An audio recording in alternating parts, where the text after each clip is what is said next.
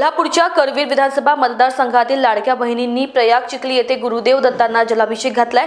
एकनाथ शिंदेच पुन्हा मुख्यमंत्री व्हावेत यासाठी हा जलाभिषेक घालण्यात आलाय। यावेळी करवीर तालुक्यातील महिला भगिनी मोठ्या संख्येने उपस्थित होत्या। महिलांनी पदयात्रा काढत प्रयाग चिखली येथे संगमावरील नदीचे पाणी दत्तगुरूंना जलाभिषेक करण्यासाठी आणले। महाराष्ट्राच्या लाडक्या बहिणींचा भाऊ एकनाथ शिंदेच पुन्हा मुख्यमंत्री व्हावेत यासाठी साकडही यावेळी घालण्यात आले।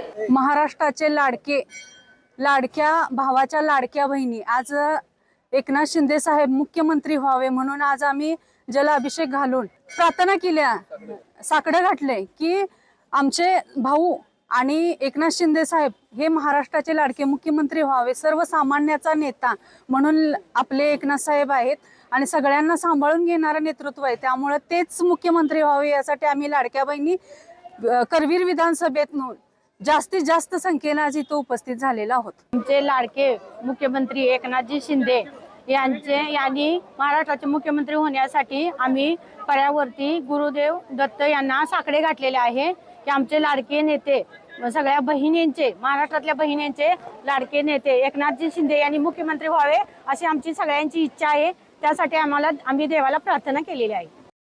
श्री क्षेत्र प्रयाग चिखली ते दत्तगुरू महाराज यांच्या चरणी प्रार्थना करायला आलोय की एक महायुतीचे मुख्यमंत्री साहेब एकनाथ शिंदे साहेबच व्हावे परत, कारण की लाडक्या बहिणींचा लाडका भाऊ अनेकदा मुख्यमंत्री व्हावा असे सर्व लाडक्या बहिणींची इच्छा आहे आणि अहोरात्र कष्ट करणारा असा भाव मिळायला बहिणींचे नशीब आहे। आणि आज प्रत्येक बहीण आपल्या भावासाठी साकडं घालायलेले दत्तांच्या चरणी की मुख्यमंत्री परत एकदा पुन्हा एकदा आम्हाला एकनाथ शिंदे साहेबच हवेत। महाराष्ट्र राज्यात लाडक्या बहिणींच्या आशीर्वादामुळे महायुतीची सत्ता पुन्हा एकदा आलेली आहे आणि आज आम्ही इथे करवीर मतदारसंघातील प्रयाग चिखली येथे दत्तगुरूंच्या चरणी आम्ही साकडं घालायला आज हजारोंच्या संख्येने महिला उपस्थित आहेत। आमची अशी इच्छा आहे की एकनाथ शिंदे पुन्हा एकदा मुख्यमंत्री व्हावे।